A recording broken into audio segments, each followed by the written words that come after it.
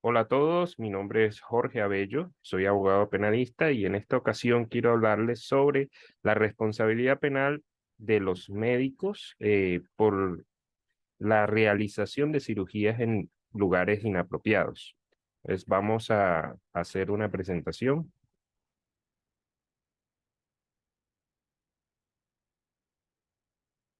Listo, aquí está.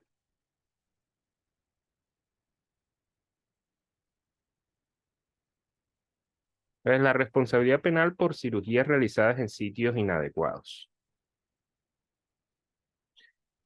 ¿Qué puede ocurrir, digamos, en este tipo de circunstancias? En muchas ocasiones, el médico contrata con el paciente la realización de cirugías y, digamos, lo que más se presenta son cirugías estéticas realizadas en lugares inapropiados, como por ejemplo en casas o apartamentos, donde en efecto el paciente eh, contrata con un médico la realización de una cirugía teniendo como base a otros amigos, otros pacientes que les ha ido bien y si corren el riesgo en este tipo de cirugías por el bajo precio que les presentan y realizan cirugías en casas o en apartamentos. Cuando ocurre algún problema, alguna situación que genere, digamos, riesgos para el paciente, obviamente en la casa o en un apartamento, pues no se puede realizar las maniobras necesarias, ni se cuenta con el equipo médico necesario, ni con los equipos tecnológicos necesarios para responder a una emergencia. Entonces, hay una problemática frente a eso. También se presentan cirugías en consultorios médicos que tampoco son lugares apropiados para realizar la cirugía y que el paciente accede a ese tipo de circunstancias en virtud del precio del procedimiento. Cirugías realizadas en clínicas sin autorización de funcionamiento o permiso vencido o cancelado. Son de aquellas clínicas en las cuales no han pedido el permiso o tienen una sanción o, digamos, fueron sancionados eh, como un lugar no apto para realizar cirugías y aún así se realizan de forma clandestina, eh, generando, digamos, para el paciente riesgo de no cubrir o no tener las condiciones mínimas para poder realizar una cirugía, presentándose problemas como infecciones o bacterias nosocomiales.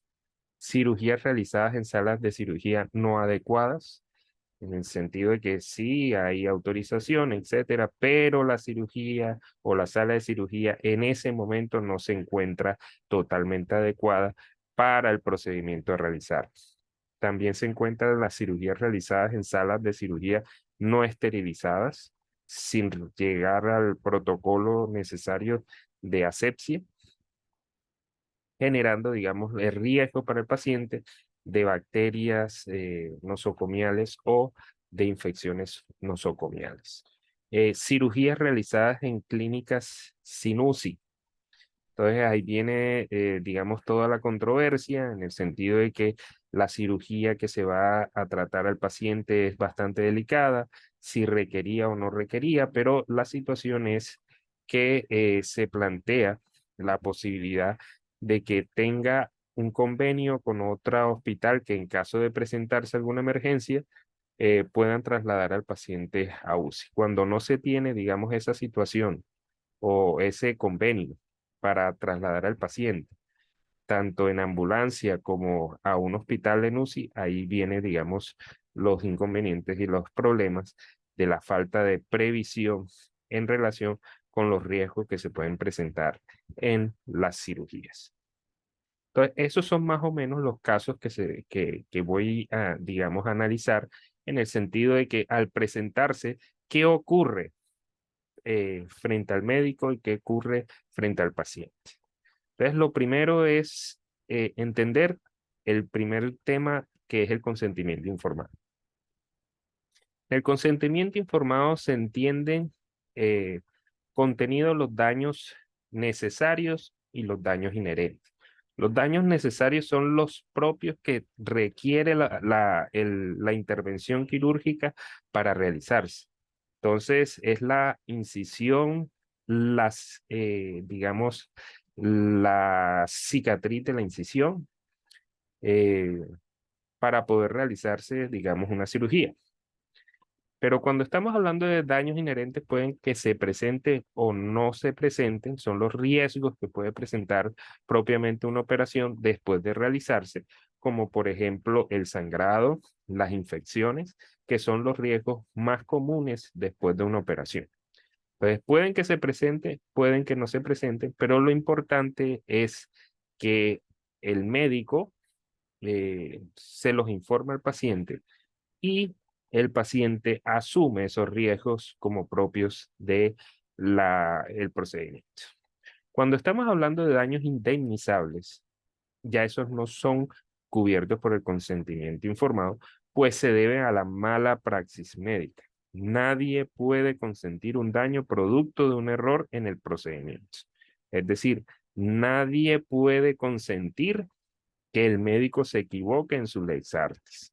En ese orden de ideas, el consentimiento no abarca temas de procedimiento y temas de mala técnica de acuerdo con la lex artis. Esos son daños indemnizables. Los inherentes de presentarse digamos, haber sido informados debidamente al paciente, los asume inicialmente el paciente. Pero cuando esto se presente y el médico no hace nada, es decir, se presenta una infección y el médico le dice, échate una cremita, échate tal cosa, eso no es una infección, y hay un problema ahí, eh, entonces la situación que se presenta es que ese riesgo inherente se vuelve en riesgo indemnizable luego de presentarse y de que el médico no tome las medidas adecuadas para neutralizar ese riesgo. Entonces ahí está, digamos, el tema del consentimiento informado. Y una de las situaciones que no puede incorporar, digamos, el consentimiento es las equivocaciones del médico y en virtud de las que pueda conocer y que no sean informadas al paciente. Entonces, en lo que tiene que ver con lugares inapropiados, cuando no se le informa al paciente, sobre la falta de autorización de la clínica, la falta de adecuación de la sala de cirugía, la falta de adecuación de la asepsia de la sala de cirugía y no se le informa al paciente el que corre esos riesgos es el médico. Cuando estamos hablando de, digamos, procedimientos en apartamentos, en consultorios, ahí ya cambia un poco el tema. En el derecho penal se habla de autopuesta en peligro y en ese orden de ideas viene la problemática si el paciente al consentir una operación sabiendo que va para una casa, un apartamento o un consultorio que no tienen digamos, las condiciones apropiadas para realizar una cirugía, pues entonces ahí viene toda la controversia dentro del derecho penal. Se habla autopuesta en peligro, es decir, el paciente se asumió esos riesgos y tiene, digamos, responsabilidad frente a esa situación. La primera propuesta es la autopuesta en peligro, la víctima despliega el comportamiento peligroso y asume las consecuencias de esto. En este caso, digamos, el hecho de consentir un procedimiento en un lugar inadecuado no lo genera a la víctima como el único que despliega el comportamiento. Por tanto, no podríamos hablar de autopuesta en peligro y no podríamos asumir que el paciente, al dar su consentimiento, asume todos los riesgos propios de haberse realizado una cirugía en un lugar inapropiado. La teoría que se aplica en estos casos es la heteropuesta en peligro, donde la víctima asume riesgo desplegado por la conducta de un tercero. Es decir, tal paciente asume el riesgo de que el médico, que es un tercero, realice el procedimiento en un lugar inapropiado. Y aquí viene las restricciones.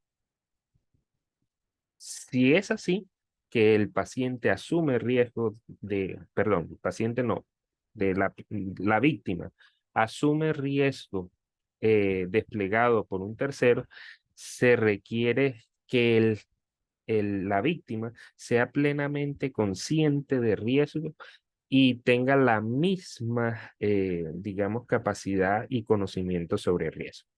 Por tanto, se exceptúan casos de posición de garante, error o coacción.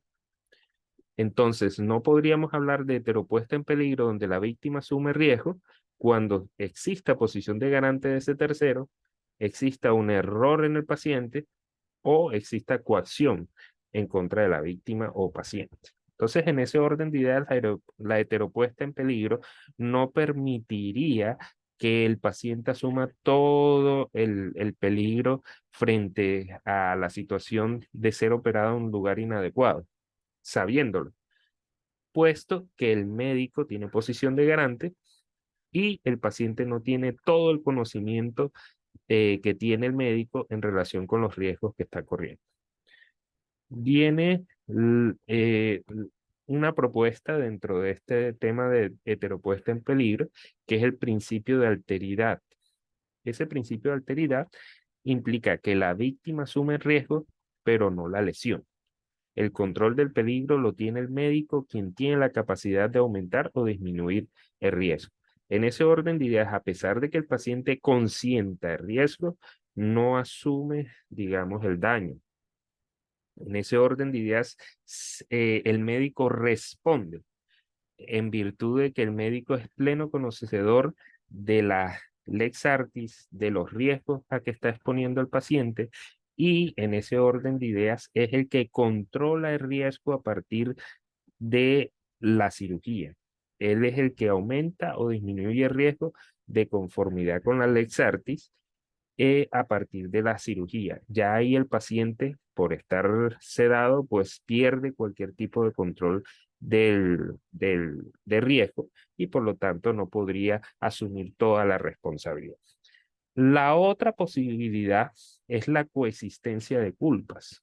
Es cuando el resultado no se puede explicar sin la actuación de uno y de otro. Es decir, tanto el consentimiento de la víctima por consentir la realización de una operación en un lugar inadecuado, como de el médico de realizarlo en un lugar inadecuado, faltando cosas que él es totalmente consciente de que puede ocurrir y que él no está en posibilidad en ese sitio de poder reaccionar a tiempo. En ese orden de ideas, encontramos la coexistencia de culpas, donde entonces hay imputación tanto a la víctima como al médico, y en ese orden de ideas se tasa la pena de conformidad con el grado de culpa que se pueda tener tanto del médico como de la víctima. Entonces, ahí hay una compartición, se le baja un poco la responsabilidad al médico por la coexistencia de la culpa de la víctima, pero sigue existiendo responsabilidad del médico y no se excluye como podría ocurrir en la autopuesta en peligro o la heteropuesta en peligro. En estos casos, tocaría valorar si existe dolo o culpa. Y ahí está el tema de la controversia entre dolo eventual y culpa con representación. Diría los partidarios del dolo que el médico conoce la probabilidad del daño de realizar, digamos, una operación en un lugar inadecuado, conoce que es muy probable que pueda presentarse y aún así sigue adelante y deja el resultado librado al azar. La culpa con representación implicaría una argumentación en la cual el médico prevé la posibilidad de un resultado, posibilidad, no probabilidad, pero confía en poder evitarlo y que todo salga bien.